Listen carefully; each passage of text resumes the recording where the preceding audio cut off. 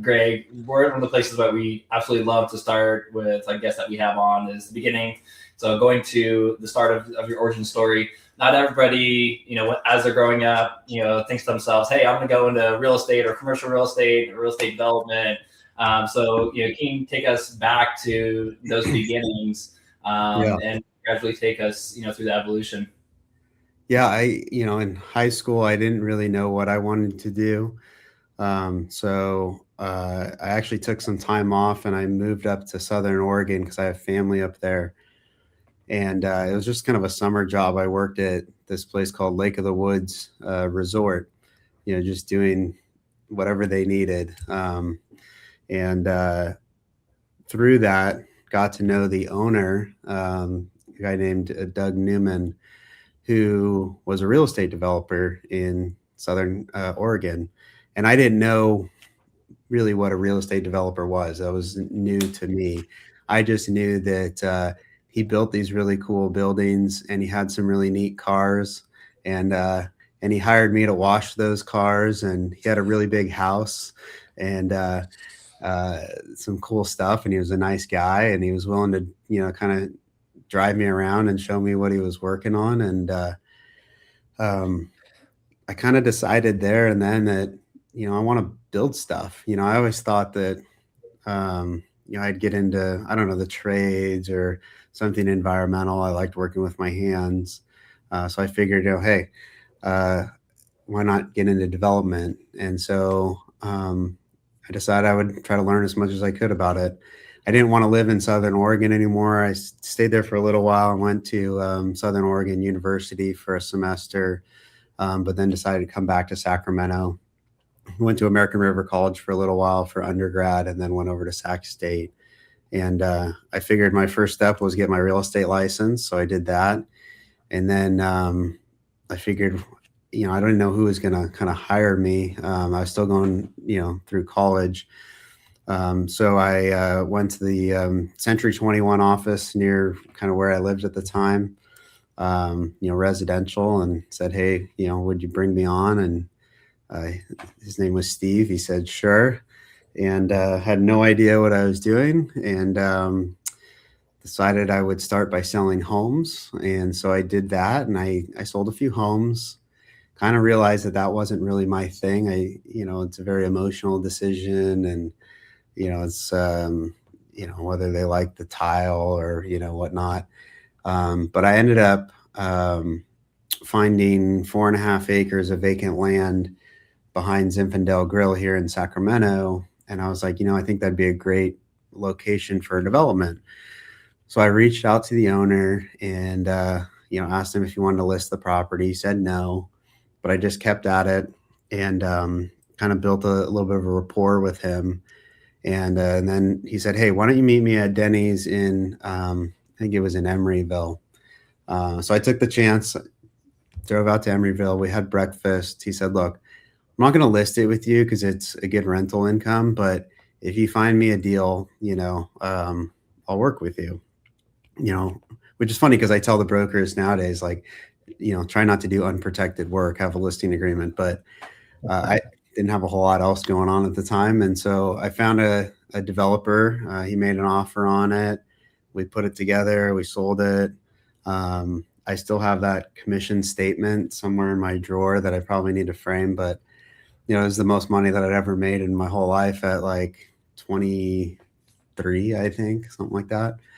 And I was like, I want to do this. I want to sell land. So I started going to planning commission hearings and I actually sent out handwritten letters to all the developers in Sacramento. I got the book of lists from the Business Journal.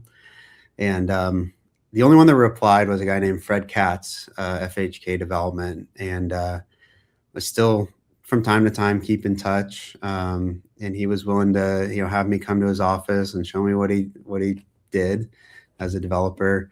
Kind of going full circle, I actually ended up working with his partner's grandson on some projects, which was just by coincidence. But and then worked for there was a guy named Danny Benvenuti Jr. who owns Tower Development, and he was building small subdivisions in Carmichael.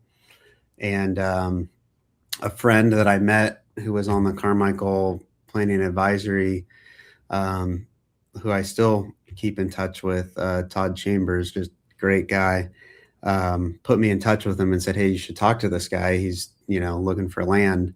So I met him, and he wanted me to go find sites for him.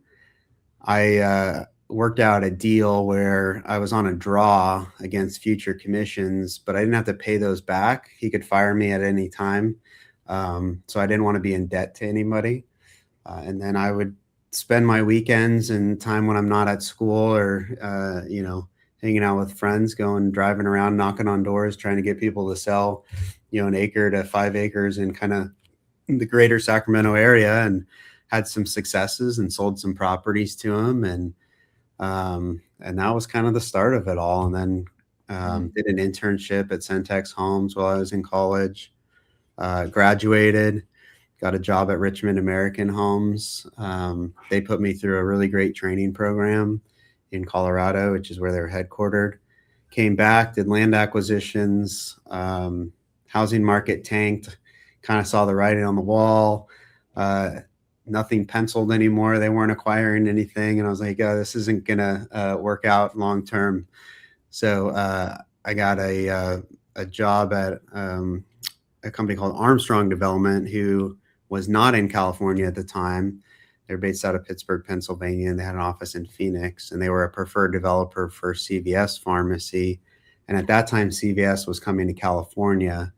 And so I was their first employee in Sacramento, and worked with a guy named Chris Bernard, who was my boss.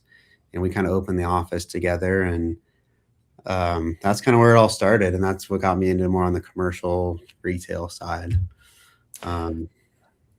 I got one quick question, then we'll go into okay, so every success story has some crazy stories involved. Like, I'm curious, like you went down that road of knocking on doors and doing all that. Do you have like one crazy story that stands out of like knocking on doors and someone comes with like a shotgun or like a crazy dog that like jumps out of the backyard at you and you have to run out? Is there anything like, I feel like overcoming hard things is one of the core elements. I've got a lot of those stories throughout my journey, but specifically in those early years, I didn't really know what I was doing. So I was just harassing the title officers for ownership information, because at the time you couldn't go online and get it. So you had to go into their office, and then I would just knock on doors and send letters. And, for the most people were fairly nice. Although, some of these like larger plots of land in Carmichael that have,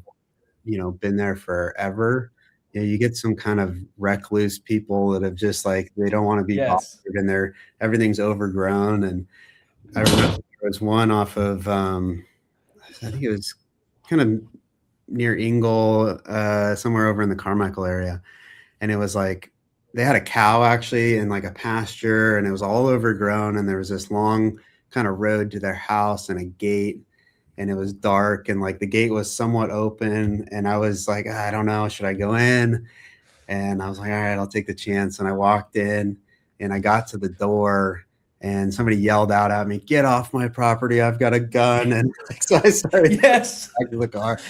But I don't know if they did or not. But yeah, I mean, you meet a lot of interesting people in this business. And especially a lot of those people don't want to be bothered, right? They've owned the land forever, and tons of people are harassing them to sell the land, for development.